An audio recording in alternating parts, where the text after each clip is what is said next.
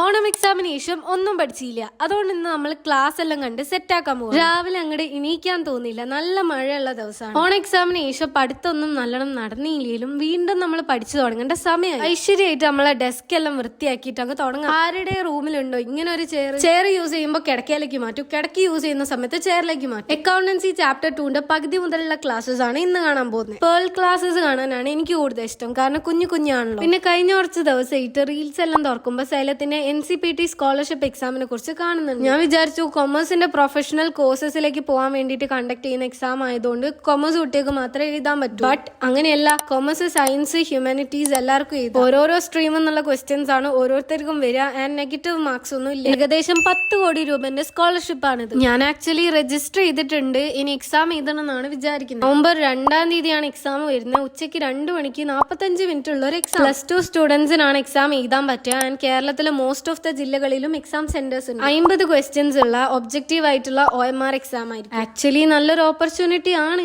കാരണം കൊമേഴ്സ് കഴിഞ്ഞിട്ട് ഏതെങ്കിലും പ്രൊഫഷണൽ കോഴ്സസ് ആയിട്ടുള്ള CA, ACC അങ്ങനെ എന്തെങ്കിലും ചെയ്യണമെങ്കിൽ ഫുൾ മാർക്ക് കിട്ടിയ 100% സ്കോളർഷിപ്പ് ഒക്കെ കിട്ടും. ബാക്കിയെല്ലാത്തിനും വേറെ മോർ ദാൻ റാങ്ക് പങ്കെടുത്ത എല്ലാവർക്കും എന്തെങ്കിലും സ്കോളർഷിപ്പ് കിട്ടും. മോർ ഇൻഫർമേഷൻ കമന്റ്സിലും രജിസ്റ്റർ ചെയ്യാനുള്ള ലിങ്ക് ബയോയിലും കൂടി. നമ്മൾ നല്ല ചോറൊക്കെ കഴിച്ച് നാളെയാണ് സ്കൂൾ ട്രിപ്പ്. ഞാൻ പാക്ക് പോലും ചെയ്തിട്ടില്ല, അതൊക്കെ ചെയ്യട്ടെ.